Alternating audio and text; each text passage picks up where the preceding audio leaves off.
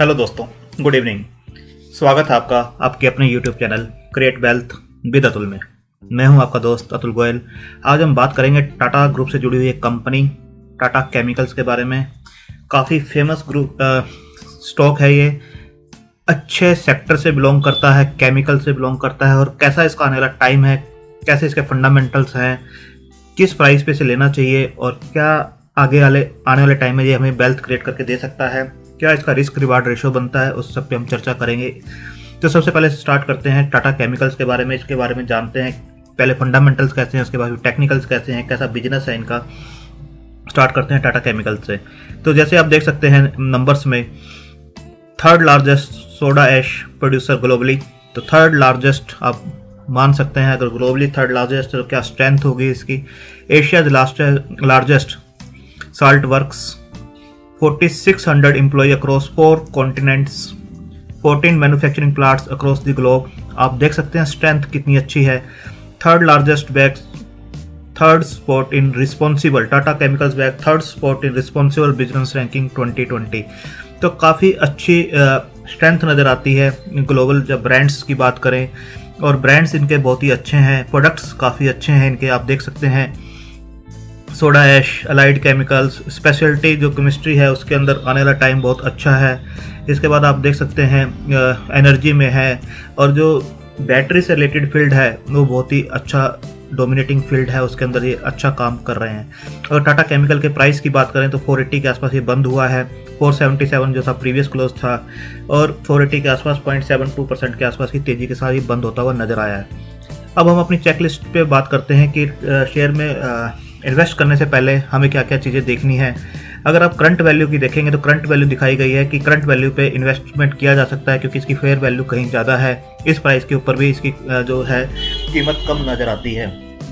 अगर इसकी रिटर्न्स को देखें और एफडी की रिटर्न को मैच करें तो ये बताया जा रहा है कि इसके जो रिटर्न्स हैं एफडी के रिटर्न से कहीं ज़्यादा हैं। डिविडेंड, अच्छा डिविडेंड बताया जा रहा है। अगर एंट्री पॉइंट को देखें तो गुड टाइम टू कंसीडर है, इसके अंदर पैसा इस पॉइंट के ऊपर भी लगाया जा सकता है। नो रेड फ्लैग, इसके अंदर देखा जा सकता है कि कोई भी एएसएम जीएसएम लिस्ट में नहीं है सेबी की एएसएम जीएसएम लिस्ट का मतलब होता है कोई बहुत ज़्यादा फंडामेंटल से चेंजेस हो रहे हो किसी कंपनी के, या फिर प्राइस के अंदर बहुत ज़्यादा वोलेटिलिटी हो, या वॉल्यूम्स के अंदर बहुत ज़्यादा वोलेटिलिटी हो। तो इस टाइप का कुछ भी नहीं है। यहाँ आप देख सकते हैं लो रिस्क शेयर है ये, और मार्केट कैप जो है इसका 12,000 करोड़ के आसपास का है। रैंक 229 पर है, और एक डाइवर्सिफाइड जो है केमिकल सेक्टर में ये बिलोंग करता है। अगर हम देखें 12,000 करोड़ का, जैसे मैंने बताया आपको मार्केट कैप है। अगर आरओसी देखें, रिटर्न ऑन कैपिटल एम्प्लॉयड 7.65 की बनती है। आरओई देखें, रिटर्न ऑन इक्विटी 7.62% की है। डेट 6600 के आसपास का इनका डेट है, और डेट टू इक्विटी देखें तो 0.51 के आसपास है, जो कि मैनेजेबल है। प्राइस टू बुक वैल्यू को देखें तो इसका भी प्राइस जो है 480 के आसपास है। बुक वैल्यू 514 की बनती है, जो अपनी बुक वैल्यू से नीचे काम करता हुआ आपको नजर आ रहा है 0.93 के आसपास। फेस वैल्यू आप देखेंगे 10 की है। डिविडेंड यील्ड जैसा मैंने बताया इसकी अट्रैक्टिव नजर आती है 2.29% के आसपास। 52 वीक हाई इसका 527 का है, लो 197 का है। रिजल्ट्स को हम सिर्फ 2 क्वार्टर्स के ही रिजल्ट इसके पीछे के कंपेयर करेंगे। क्यों 2 क्वार्टर के रिजल्ट कंपेयर करेंगे? क्योंकि इनका अभी डिमर्जर हुआ था, जो Tata Chemical Tata Global ex date of merger आप देखेंगे 2 मार्च 2020 की डेट है। तो काफ़ी जो इनका कंज्यूमर प्रोडक्ट्स थे उनके डिमर्ज होकर दूसरी एक कंपनी बनाई गई है टाटा कंज्यूमर के नाम से। तो अभी पिछले रिजल्ट से कंपेयर करना इसको ठीक नहीं होगा। तो हम 2 रिजल्ट्स अगर देखते हैं, जून क्वार्टर और सितंबर क्वार्टर, तो दोनों ही आपको अच्छे रिजल्ट्स दिखाई देंगे। 13 करोड़ और 17 करोड़, जो कि इंक्रीज हो रहा है धीरे धीरे, क्योंकि कोविड का जो इम्पैक्ट था जब ये डिमर्ज हुआ उसके इमीडिएट बाद ही कोविड का इम्पैक्ट भी दिखाई दिया। तो ये आपको आगे इंप्रूव होते हुए नजर आएंगे। अगर ओपीएम की बात करें तो 15% ऑपरेटिंग प्रॉफिट मार्जिन पे ये काम कर रहे हैं, और ऑपरेटिंग प्रॉफिट भी आपको अच्छा खासा नजर आएगा 359 386 के आसपास का।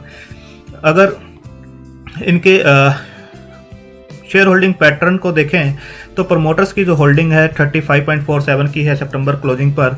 एफआईआई की 9% की है, डीआईआई की 29.16 के आसपास की है, गवर्नमेंट की भी 0.03% है, जनरल पब्लिक में जो है 26.29 के आसपास की है। तो शेयर होल्डिंग पैटर्न भी अच्छा नज़र आ रहा है। जबकि आप देखेंगे दिसंबर मंथ में टाटा ने इसके अंदर अपना स्टेक बढ़ाया है। अगर प्रमोटर्स अपना स्टेक बढ़ा रहे हैं तो उसको फ्यूचर नज़र आता है, अपने बिजनेस में कॉन्फिडेंस नज़र आता है, ग्रोथ नज़र आती है। तो मैं आपको आगे दिखाऊंगा कितना % उन्होंने स्टेक बढ़ाया और कब बढ़ाया है। तो अभी देखिए 35.47 का उनका स्टेक नजर आता है।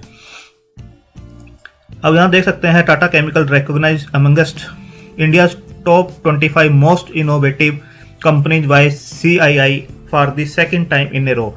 ये 9 दिसंबर की न्यूज़ है और ये काफ़ी अच्छी न्यूज़ होती है किसी भी कंपनी के लिए कि टॉप की 25 कंपनीज में सेकंड टाइम आना, वो भी मोस्ट इनोवेटिव कंपनीज में, कि इनके प्रोडक्ट्स किस टाइप के हैं, क्या क्या ये नई नई इनोवेशंस करते हैं अपने आप को आगे बढ़ाने के लिए। तो ये बहुत अच्छी न्यूज़, इससे जुड़ी हुई न्यूज़ है। और सेकंड आप देख सकते हैं स्पेशलिटी केमिकल की।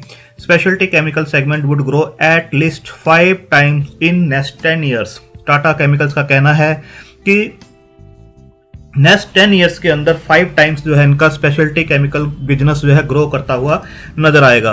तो ये न्यूज़ आप यहाँ पर पढ़ सकते हैं और ये काफ़ी अच्छी बिजनेस है। अगर 5 टाइम्स अगर 10 साल में भी इनका स्पेशलिटी केमिकल बिजनेस ग्रो करता है तो आप देख सकते हैं कितनी ग्रोथ है।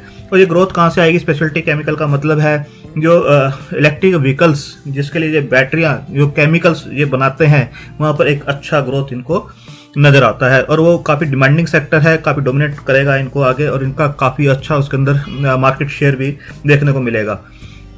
अब यहाँ दिखाया गया है demand crucial for Tata chemical. 7 दिसंबर की न्यूज़ है कि डिमांड काफ़ी क्रूशियल रहेगी टाटा केमिकल्स के लिए। इसके आप देख सकते हैं कि टाटा केमिकल्स का जो है कंस्ट्रक्शन बता रहे हैं कि construction revival to support soda ash consumption ahead, ICCI Direct. ये 30 दिसंबर की न्यूज़ है कि जैसे जैसे कंस्ट्रक्शन एक्टिविटी रिवाइवल होंगी तो सोडा ऐश की जो डिमांड है, कंजम्पशन हो रही है, तो उसको भी कहीं ना कहीं सपोर्ट मिलता हुआ नज़र आएगा। और जैसे आपको पता है कि सोडा ऐश में ये बिल्कुल दिग्गज प्लेयर है, ये कंपनी जो है दिग्गज है, तो इसकी भी डिमांड बढ़ती हुई नज़र आएगी। डिमांड बढ़ेगी तो प्रॉफिट्स भी बढ़ते हुए आपको नज़र आएंगे। एक न्यूज़ है 1 जनवरी की, अभी रिसेंट की न्यूज़ है, Tata Chemicals terminates its export agreement with American Natural Soda Ash Corporation. तो एक जो एग्रीमेंट था इन्होंने 31 दिसंबर 2022 तक जो था उसे टर्मिनेट किया गया है। तो आप देख सकते हैं कि Tata chemicals announced that its wholly owned subsidiary Tata Chemical Soda Ash Partners has on 31st December 2020 exercised its right and served a notice to withdraw from American Natural Soda Ash Corporation through its large। तो एक ये news है कि इन्होंने अपना जो contract है उसे टर्मिनेट किया है। टाटा केमिकल जैसे मैंने आपको बताया, इन्होंने इसके अंदर अपना स्टेक बढ़ाया है। Tata chemical wise shares worth 121 crore in Tata chemicals.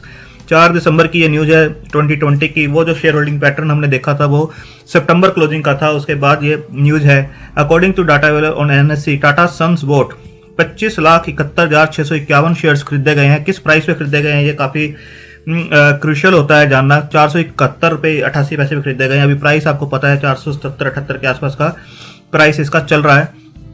तो अगर प्रमोटर इस प्राइस पे खरीद रहे हैं तो कहीं ना कहीं उनको इस प्राइस से भी ऊपर वैल्यू नज़र आती है। तो Tata Chemical reported 64.7 fall in net profit at 132 रुपये जो है करोड़, जो सितंबर क्वार्टर क्लोज हुआ है 132। इसको हम बाद में डिस्कस करेंगे क्योंकि डिमर्जर जो हुआ है अभी इसको लास्ट ईयर से कंपेयर करना ठीक नहीं है। तो आप देख सकते हैं 121 करोड़ के जो शेयर्स खरीदे गए हैं 472 के आसपास प्राइस बनती है उसकी। इसके बाद आप देख सकते हैं Tata Sons further hikes stake in Tata Chemicals. ये 5 दिसंबर की न्यूज़ है, इसके अंदर स्टेक बढ़ाया गया है। As per the bulk deal data on NSE, Tata Sons acquires 25,71,651 share 1.01% equity of Tata Chemical as an price. जो मैंने पहले न्यूज़ दिखाई थी वो वाली न्यूज़ है। और 2 दिसंबर को भी टाटा सन्स ने परचेज किए हैं 18,07,245 शेयर्स इक्विवेलेंट टू 0.7% स्टेक, और उस टाइम की जो एवरेज प्राइस थी 420 रुपये की थी। तो आप देख सकते हैं कि टाटा सन्स जो है धीरे धीरे अपना स्टेक इसके अंदर बढ़ाता हुआ नजर आ रहा है। प्रमोटर की हिस्सेदारी इसके अंदर बढ़ती हुई नजर आ रही है और आगे आने वाले टाइम में भी ये और आपको बढ़ते हुए नजर आएगी। तो आप देख सकते हैं 420 रुपये के आसपास इन्होंने 0.71 स्टेक बढ़ाया था, उसके बाद 1.01% स्टेक फिर बढ़ाया 472 रुपये के आसपास। इसके बाद आप देख सकते हैं this stock held by Rakesh Jhunjhunwala had doubled investors wealth in 8 month. ये कौन सा स्टॉक है? रैलीज इंडिया है, और रैलीज इंडिया जो है सब्सिडरी है टाटा केमिकल्स की। आप यहाँ देख सकते हैं shares of rallies India subsidiary of Tata chemicals have more than doubled investors wealth in over 8 month. तो टाटा केमिकल्स में भी ये दम है कि ये भी वेल्थ को अच्छा बना सकते हैं।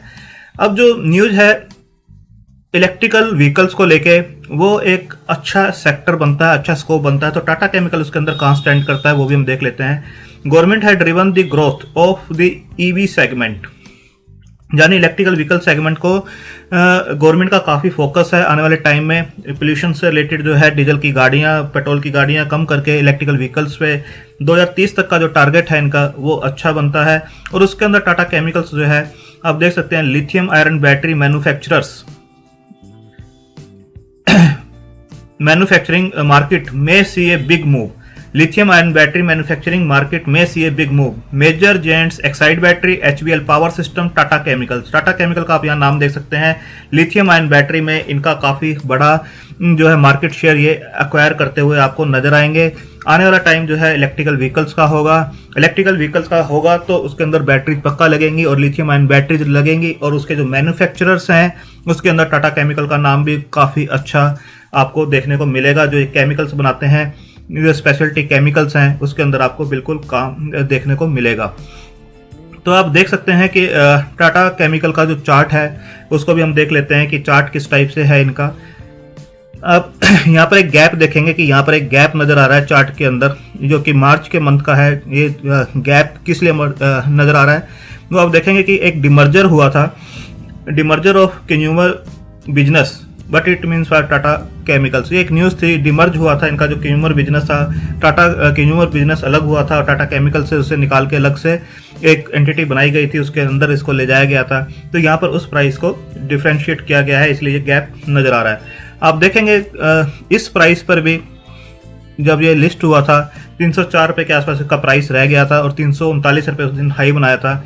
उसके बाद कोविड के टाइम पर ये जो शेयर था ये नीचे गया था आपका 197 के आसपास, यानी 200 रुपये के आसपास 23 मार्च को ये नीचे गया था। वहाँ से इसने रिकवरी दी और एक नैरो रेंज के अंदर ये काम करता हुआ आपको नजर आया और काफ़ी महीनों से ये इसी रेंज के अंदर था। आप देखिए ये जो इसका हाई बनता है इसको अच्छा इसने ब्रेक किया था यहाँ पर एक नैरो रेंज के अंदर जब ये काम कर रहा था। आप देखिए इस वाली लाइन को मैं दिखाता हूँ आपको यहाँ पर, तो आप देखिए इस रेंज के अंदर ये काम करता हुआ आपको काफ़ी टाइम से नज़र आ रहा था। अब इसने इसको जब ब्रेक किया था अच्छे वॉल्यूम्स के साथ तो उसके ऊपर अच्छा इसका मोमेंटम नज़र आया है। अगर ये शेयर आपको कहीं पर भी 450 440 के आसपास मिलता है किसी भी डिप के अंदर, क्योंकि निफ्टी ऑल टाइम हाई चल रहा है और कभी भी ये थोड़ा बहुत करेक्ट होता है, या ग्लोबल कुछ भी करेक्ट होता है, शेयर से रिलेटेड कोई न्यूज़ आती है करेक्ट होता है, तो आप इसे एक फंडामेंटली स्ट्रॉन्ग कंपनी है, टाटा की कंपनी है और फ्यूचर प्रोस्पेक्टस इसके बहुत अच्छे हैं। सोडा ऐश का मार्केट बहुत अच्छा है और इलेक्ट्रिकल व्हीकल्स का आपको पता है ये एक मेजर रोल प्ले करने वाले हैं उसके अंदर। तो सेक्टर अच्छा है, डिमांडिंग सेक्टर है और फंडामेंटली स्ट्रॉन्ग कंपनी है, तो आने वाले टाइम में इसकी काफ़ी डिमांड रह सकती है। तो फंडामेंटली स्ट्रॉन्ग कंपनी को आप जैसे ही कुछ डिप आता है उसके अंदर तो उसकी अकोमुलेशन आपको बिल्कुल करनी चाहिए। जैसे मैंने आपको बताया डेट बिल्कुल मैनेजेबल है, प्रमोटर अपना स्टेक बढ़ा रहे हैं धीरे धीरे, और जब प्रमोटर स्टेक बढ़ाते हैं तो कहीं ना कहीं कॉन्फिडेंस नज़र आता है, उसका फ्यूचर नज़र आता है उनको बिजनेस का। तो आप इसे बाय ऑन डिप कर सकते हैं, इवन आप मंथली इसके अंदर SIP भी कर सकते हैं, धीरे धीरे इसे अकोमुलेट कर सकते हैं। आपका जो बाइंग जोन रहेगा वो 440 450 के आसपास का रहेगा। कोई भी डिप आता है इसके नियर बाई तो आप इसके अंदर धीरे धीरे अकोमुलेट कर सकते हैं, क्योंकि अभी ये एक शार्प रन से ऊपर गया था तो एक कंसोलिडेट कर रहा है एक रेंज के अंदर और एक फ्लैग जोन बनाता हुआ आपको धीरे धीरे नजर आएगा। ये इसका पोल है और ये एक फ्लैग जोन बनता है। यहाँ पर ये कंसोलिडेट करने के बाद जितना यहाँ से ये ऊपर गया है इतना ही ऊपर और आपको जाता हुआ नजर आएगा। बट कब जाएगा, एक महीना ये यहाँ पे कंसोलिडेट करेगा या 2 महीने करेगा, उसके बाद ये ऊपर जाएगा, पर ये आपको ऊपर जाता हुआ नजर आएगा और अच्छे रिटर्न्स देता हुआ नजर आएगा। 620 के टारगेट्स इसके बिल्कुल निकल कर आते हैं कि ये 620 तक इजिली जा सकता है। तो आप इसे अपने फाइनेंशियल एडवाइजर से सलाह लेके डिस्कस करके अपनी फाइनेंशियल पोजीशन के हिसाब से, होल्डिंग पीरियड के हिसाब से, रिस्क टेकिंग कैपेसिटी के हिसाब से इसे धीरे धीरे अकोमुलेट कर सकते हैं। फंडामेंटली स्ट्रॉन्ग कंपनी है, डाउन साइड जरूर है इसके अंदर बट वो बाइंग अपॉर्चुनिटी आपको देगा और अपसाइड इसके अंदर अच्छा नजर आता है। आप इसे पोर्टफोलियो में भी होल्ड कर सकते हैं, दिग्गज कंपनी है। थैंक यू, धन्यवाद।